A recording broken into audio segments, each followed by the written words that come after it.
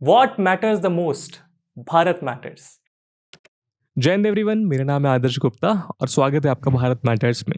दोस्तों, इंडिया और रशिया की एवरग्रीन दोस्ती जग जाहिर है। समय के पहिए ने इस दोस्ती की बहुत सी परीक्षाएं ली हैं, लेकिन इन दोनों देशों के मजबूत जोड़ ने उन सभी परीक्षाओं को काफी इंप्रेसिवली पास किया।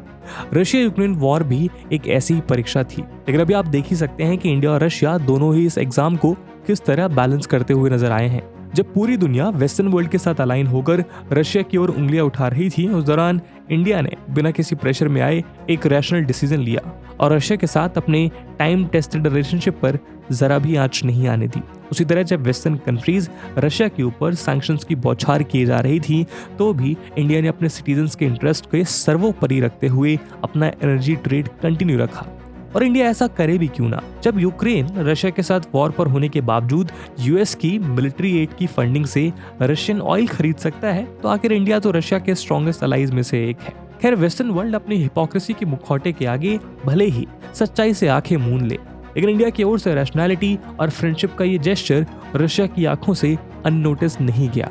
हाल ही में प्रेसिडेंट व्लादिमीर पुतिन द्वारा अप्रूव्ड रशियन पॉलिसी डॉक्यूमेंट में उन्होंने इंडिया के साथ अपनी प्रिविलेज्ड स्ट्रेटेजिक पार्टनरशिप को कंटिन्यू रखने की बात की। इसी के साथ इसमें रशिया और इंडिया के बीच म्यूचुअली बेनिफिशियल एरियाज में कोऑपरेशन इंक्रीज करने पर जोर दिया गया।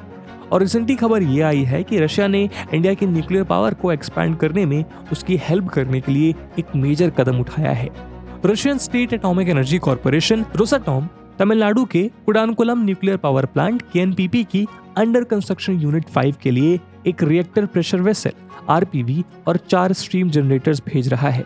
आपकी जानकारी के लिए बता दें कि KNPP nuclear power corporation of India limited द्वारा ऑपरेटेड इंडिया का लार्जेस्ट न्यूक्लियर प्लांट है और रशियन कंपनी रोसाटॉम इसका इक्विपमेंट सप्लायर और टेक्निकल कंसल्टेंट है। इसकी 1000 मेगावाट कैपेसिटी की यूनिट 1 और 2 का कमर्शियल ऑपरेशन 2013 और 2016 में स्टार्ट हो गया था, लेकिन अब रोसाटॉम कुडानकुलम में 4 और VVER 1000 टाइप यूनिट्स के कंस्ट्रक्शन में कोलैबोरेट कर रहा है। तो दोस्तों, आज के इस वीडियो में हम इंडिया रशिया के न्यूक्लियर अपडेट को डिकोड करेंगे और जानेंगे कि कैसे इंडिया के न्यूक्लियर ग्रोथ में ये रिएक्टर्स इंडिया की मदद कर सकते हैं, और ये भी जानने की कोशिश करेंगे कि क्या ये पावर प्लांट्स इंडिया की एनर्जी सिक्योरिटी को एक नए लेवल पर लेके जा सकते हैं। लेकिन आगे बढ़ने से पहले मैं आपको बता दूं कि इस वीडियो की इंपॉर्टेंस यूपीएससी प्रीलिम्स और यूपीएससी मेंस के GS3 सेक्शन के लिहाज से काफी इंपॉर्टेंट है।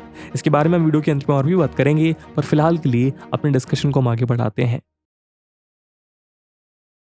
दोस्तों, तमिलनाडु में under construction Kudankulam 5 nuclear power plant के काम में अब और भी ज्यादा तेजी आने की उम्मीद है, क्योंकि रशिया ने हाल ही में इसके मेजर इक्विपमेंट को सप्लाई कर दिया है।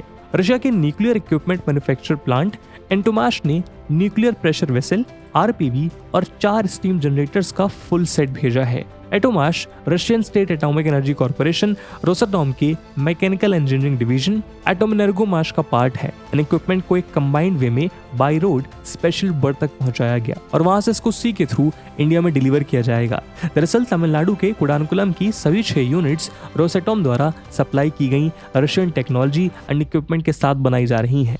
3rd एंड 4th यूनिट्स के लिए मेजर इक्विपमेंट रशिया से कुडानकुलम पहले ही पहुंच चुका है, जबकि 5th एंड 6th यूनिट के लिए मेजर कंपोनेंट्स इंडिया लाए जा रहे हैं। इसी कड़ी में रशिया की तरफ से यूनिट 5 के लिए रिएक्टर प्रेशर वेसल आरपीवी और 4 स्टीम जनरेटर सेट भेजे गए हैं।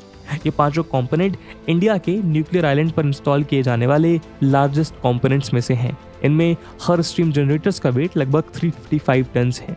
ये हीट एक्सचेंजर्स के तौर पर काम करते हैं, जहां न्यूक्लियर रिएक्शन से हीटेड वाटर का यूज प्लांट टर्बाइंस को पावर देने के लिए स्ट्रीम प्रोड्यूस करने के लिए किया जाता है और ये बदले में इलेक्ट्रिसिटी जनरेट करते हैं। कुडानकुलम 5 का कंस्ट्रक्शन रशिया द्वारा design VVER 1000 pressurised water reactor unit है। तो दोस्तों, ये तो बात हुई रशिया से आने वाले कंपोनेंट्स की। अब आइए तमिलनाडु में रशिया की हेल्प से बन रहे इन सभी न्यूक्लियर प्लांट यूनिट्स को डिटेल में समझते हैं।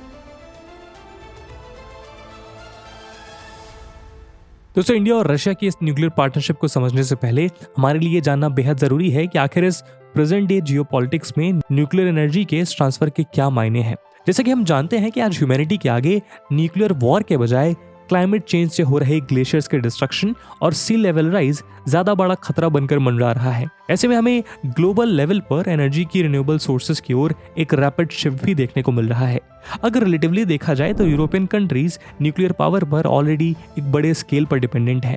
फ्रांस तो अपनी जरूरत की 69% इलेक्ट्रिसिटी नीड्स न्यूक्लियर पावर की सप्लाई से पूरा करता है, जबकि यूक्रेन 51%, हंगरी 46%, फिनलैंड 34% और स्वीडन 31% अपनी इलेक्ट्रिसिटी न्यूक्लियर एनर्जी से जनरेट करता है। वहीं यूएस भी अपनी जरूरत का 20% इलेक्ट्रिसिटी न्यूक्लियर रिएक्टर एनर्जी से प्रोड्यूस करता है।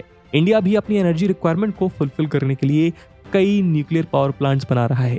दुनिया की लगभग 32 countries nuclear fuel supply chain के लिए रशिया पर डिपेंडेंट है। ऐसे में इंडिया और रशिया के फ्रेंडली रिलेशन को देखते हुए उम्मीद की जा रही है इंडिया को न्यूक्लियर सुपर पावर बनाने में रशिया का बड़ा योगदान हो सकता है। दरअसल न्यूक्लियर पावर प्रोडक्शन में यूरेनियम का इंपॉर्टेंट रोल है। कजाकिस्तान ग्लोबल सप्लाई का 40% से ज्यादा प्रोड्यूस करता है। इसके बाद कनाडा 12.6%, ऑस्ट्रेलिया 12.1% और नामीबिया 10% यूरेनियम प्रोड्यूस करता है। हालांकि इसमें रशिया एक माइनर प्लेयर है जो करीब 5% यूरेनियम प्रोड्यूस करता है। लेकिन सबसे खास बात यह है कि कजाकिस्तान में जितना यूरेनियम प्रोड्यूस होता है उसे ग्लोबल मार्केट में रशिया के थ्रू ही पास होना पड़ता है। वहीं सप्लाई चेन के अदर पार्ट्स भी रशिया के थ्रू ही गुजरते हैं। दुनिया में सिर्फ कुछ ही ऐसी न्यूक्लियर फैसिलिटीज मिलती हैं जो यूरेनियम को यूरेनियम हेक्साफ्लोराइड में कन्वर्ट करती हैं, लेकिन रशिया ने इसमें 2020 की सप्लाई का अबाउट 1/3 प्रोड्यूस किया था। इसका ज्यादातर हिस्सा कजाकिस्तान इंपोर्टेड यूरेनियम से ही बनाया गया था। रशिया के पास आज ग्लोबल एनरिचमेंट कैपेसिटी का 43% है। रशिया के पास अपनी न्यूक्लियर एनर्जी एक्सपोर्ट इंक्रीज करने के लिए एक नेशनल स्ट्रैटेजी है और ये न्यूक्लियर रिएक्टर्स का मेजर सप्लायर है। साथ ही रशिया दूसरी कंट्रीज में न्यूक्लियर प्लांट्स भी बनाता है और अपना फ्यूल उन प्लांट्स के लिए अवेलेबल कराता है। ऐसे में माना जा रहा है कि इंडिया को अपने न्यूक्लियर पावर प्लांट के लिए रिक्वायर्ड फ्यूल की जरूरत रशिया से इजीली पूरी हो जाएगी। लेकिन दोस्तों, आपके लिए जानना जरूरी है कि इंडिया और रशिया की एक न्यूक्लियर पार्टनरशिप कोई नई बात नहीं है। सबसे पहले इंडियन पीएम राजीव गांधी ने न्यूक्लियर पावर प्लांट के कंस्ट्रक्शन के लिए 1988 में यूएसएसआर के हेड मिखाइल गोबरशेव से टाई अप किया था। ये एग्रीमेंट इंडिया में 2 रिएक्टर्स के कंस्ट्रक्शन के लिए किया गया था, लेकिन यूएसएसआर के डिसइंटीग्रेशन के बाद ये प्रोजेक्ट 1 दशक तक यूं ही अटका रहा।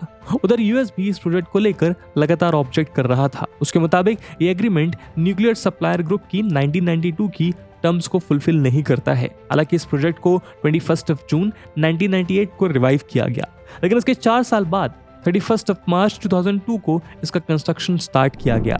फिलहाल इस प्रोजेक्ट में 6 यूनिट्स हैं। इनमें हर यूनिट की कैपेसिटी 1000 मेगावाट है। इसमें यूनिट 1 और यूनिट 2 ऑलरेडी ऑपरेशन में आ चुकी हैं। रोसएटॉम की ऑफिशियल वेबसाइट के मुताबिक प्लांट की यूनिट 1 को सदर्न पावर ग्रिड से अक्टूबर 2013 में सिंक्रोनाइज किया गया था और ये इलेक्ट्रिसिटी जनरेशन का काम कर रही है, जबकि सेकेंड यूनिट को अगस्त 2016 में ग्रिड से कनेक्ट किया गया था और उसका कमर्शियल ऑपरेशन अक्टूबर 2016 में शुरू हुआ था। वहीं कुडानकुलम न्यूक्लियर पावर प्लांट के यूनिट 3 और यूनिट 4 का कंस्ट्रक्शन अभी चल रहा है। यूनिट 3 का कंस्ट्रक्शन 29 जून 2017 को हुआ था। यूनिट 3 एंड 4 रिएक्टर बिल्डिंग के फाउंडेशन स्लैब्स बन चुके हैं और कंस्ट्रक्शन भी शेड्यूल के हिसाब से प्रोसीड कर रहा है। इन यूनिट्स के लिए इक्विपमेंट की डिलीवरी शुरू हो चुकी है। मार्च 2018 में यूनिट 3 टरबाइन बिल्डिंग के लिए रोसएटॉम की तरफ से फर्स्ट पैच शिप किए गए थे। यहाँ खास तौर पर KKNPP के टरबाइन बिल्डिंग के लिए फर्स्ट 2 हाई प्रेशर हीटर्स यानी HPH डिस्पैच किए गए थे। इसके बाद सेंट पीटर्सबर्ग में हुई 18th annual India Russia summit के दौरान KKNPP की यूनिट 5 एंड 6 के कंस्ट्रक्शन के लिए दोनों देशों ने जनरल फ्रेमवर्क एग्रीमेंट पर साइन किया। इसके साथ यहाँ प्रोजेक्ट के इम्प्लीमेंटेशन के लिए एक इंटर गवर्नमेंटल क्रेडिट प्रोटोकॉल भी साइन किया गया था। इस समय यूनिट 5 एंड 6 का ग्राउंड और इंफ्रास्ट्रक्चरल वर्क चल रहा है। इस एग्रीमेंट के तहत रशिया इंडिया में 2 steam generators, reactor coolant pump set body, main circulation piping, emergency core cooling system tank, passive core flooding system tank और 2 प्रेशराइजर्स का निर्माण करने वाला है। वहीं रशिया और इंडिया के बीच peaceful use of atomic energy को मजबूत करने के लिए दिसंबर 2014 के स्ट्रेटेजिक विजन में यह निर्धारित किया गया कि अगले 20 सालों में इंडिया में रशिया डिजाइन की लगभग 12 यूनिट्स को स्टार्ट किया जाएगा। कुडानकुलम न्यूक्लियर पावर प्लांट पूरी तरह कंप्लीट होने के बाद इंडिया का बिगेस्ट न्यूक्लियर पावर स्टेशन होगा। ये तमिलनाडु में चेन्नई से 650 किलोमीटर साउथ में तिरुनेलवेली डिस्ट्रिक्ट में लोकेटेड है। इसे रशिया के सहयोग से nuclear corporation of India NPCIL द्वारा डेवलप किया गया है। Russian nuclear engineering company Atommash Kudankulam nuclear power plant यानी KNPP में न्यूक्लियर रिएक्टर और स्टीम जनरेटर का निर्माण कर रही है। इस प्रोजेक्ट के लिए Russian company Rosatom technology provide कर रही है।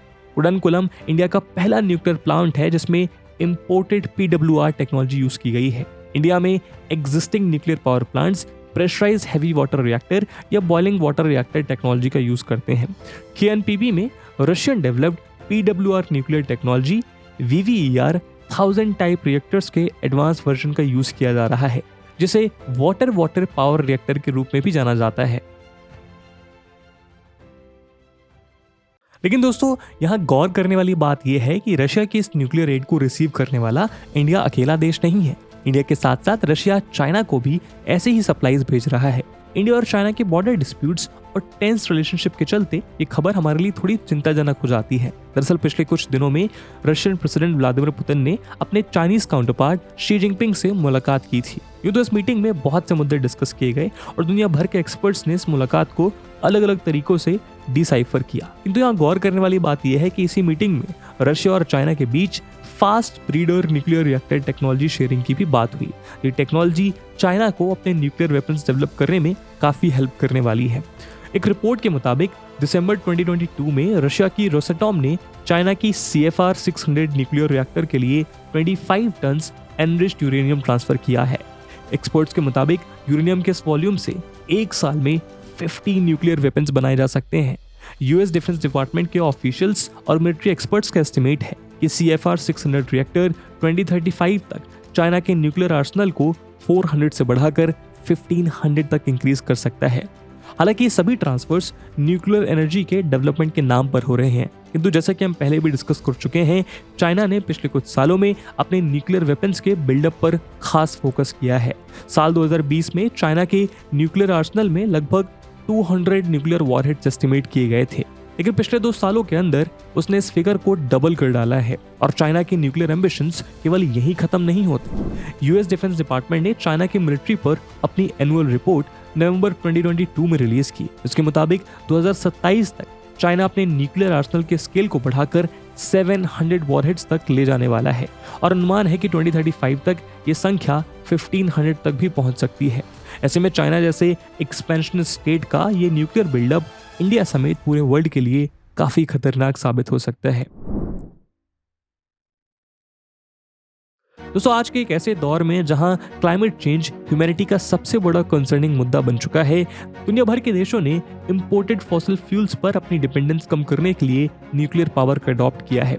तो आज जब पूरी दुनिया रिन्यूएबल एनर्जी की ओर शिफ्ट कर रही है, ऐसे में न्यूक्लियर पावर दुनिया भर के देशों की नेशनल इलेक्ट्रिसिटी ग्रिड्स का एक इंपॉर्टेंट पार्ट बनती जा रही है। इस कॉन्टेक्स्ट में देखा जाए तो इंडिया और रशिया की पार्टनरशिप इंडिया की एनर्जी सिक्योरिटी के लिहाज से काफी क्रिटिकल हो जाती है। ग्लोबल पर्सपेक्टिव से देखें तो इंडिया एक पीस लविंग कंट्री रहा है और इंडिया ने अपनी इस इमेज को मेंटेन करने के लिए एक क्लियर ट्रैक रिकॉर्ड मेंटेन किया। इंडिया का न्यूक्लियर प्रोग्राम उसकी एनर्जी रिक्वायरमेंट पर फोकस्ड है। यही वजह है कि इंडिया के साथ रशिया के अलावा US, फ्रांस और जापान जैसी कंट्रीज ने भी न्यूक्लियर टेक्नोलॉजी ट्रांसफर के एग्रीमेंट साइन किए। लेकिन जब बात चाइना की होती है तो ये टेक्नोलॉजी शेयरिंग दुनिया के लिए खतरे का संकेत लेकर आती है। खासतौर पर इंडिया के लिए ये सबसे बड़ी चिंता है। हालांकि दोनों की न्यूक्लियर डॉक्ट्रिन में हमें नो फर्स्ट यूज का प्रिंसिपल देखने को मिलता है और इसीलिए इन दोनों के बीच एक पोटेंशियल मिलिट्री कॉन्फ्लिक्ट में न्यूक्लियर वेपन्स यूज होने के चांसेस बहुत कम है। लेकिन चाइना पाकिस्तान के साथ न्यूक्लियर टेक्नोलॉजी और फ्यूल की सप्लाई और रिसर्च रिएक्टर सेटअप करने के लिए जो सपोर्ट प्रोवाइड कराता है, वो इंडिया की सिक्योरिटी के लिए और भी ज्यादा बड़ा खतरा बन जाता है। ऐसे में इंडिया को चाहिए कि वो रशिया के साथ बाइलेटरल लेवल पर ये इंश्योर करे कि चाइना को सप्लाई किया जा रहा न्यूक्लियर सपोर्ट इंडिया के अगेंस्ट कोई मेनेस ना क्रिएट करे। और दोस्तों, इसी उम्मीद के साथ आज के वीडियो को हम यहीं विराम देते हैं। मिलेंगे अगले वीडियो में, तब तक के लिए जय हिंद, जय भारत।